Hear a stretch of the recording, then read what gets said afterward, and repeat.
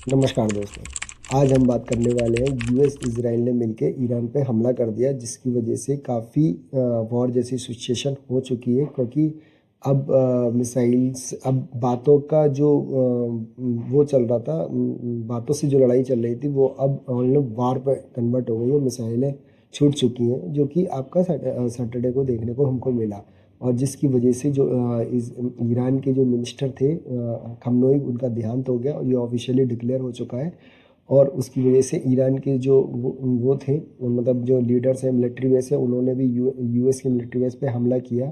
और उन्होंने यूएई में भी हमला किया है, कतार पर। और अपना दुबई में भी एक आध मिसाइल गिरी है, जिसकी वजह से वो जैसे सिचुएशन हो गया। अब मंडे को मार्केट में क्रैश देखने को मिलेगा, जिसकी वजह से हमको है ना, जो हमारा जो वो है, हमारा जो इन्वेस्टमेंट है वो थोड़ा नीचे आ जाएगा।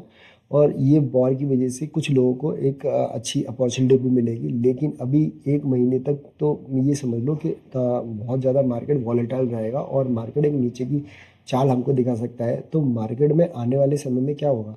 आने वाले समय में मार्केट में अभी अभी के जो समय है उसमें क्या है ना, गोल्ड प्राइस ऊपर जाएंगे। क्योंकि जब भी पैनिक सिचुएशन होती है तो सेफ एसेट गोल्ड को माना जाता है।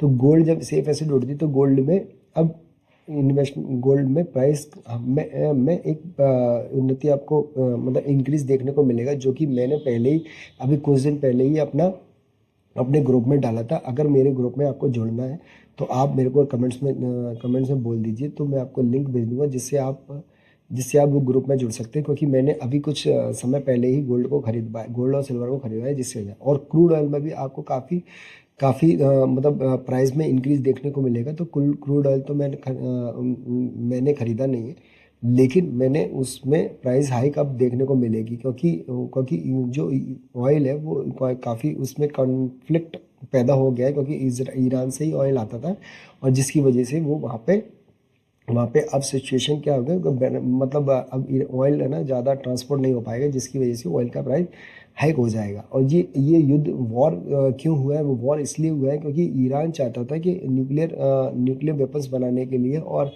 जब यूएस ने इजराइल ने उसको मना किया, पहले समझाने की कोशिश किया, लेकिन वो नहीं माना, जिसकी वजह से यूएस ने इजराइल के साथ मिलकर उधर हमला कर दिया।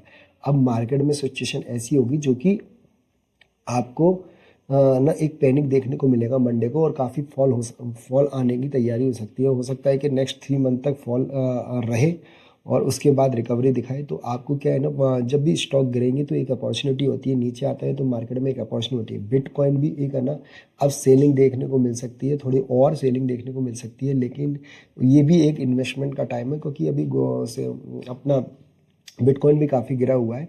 और गोल्ड और सिल्वर अब कल से आपको भागते हुए नजर आएंगे कुछ समय के लिए। जब तक ये कॉन्फ्लिक्ट चलेगा तब तक वो भागते रहेंगे। हो सकता है कि 420 से भी ज़्यादा वो मतलब प्राइस का वो हावी ले लें।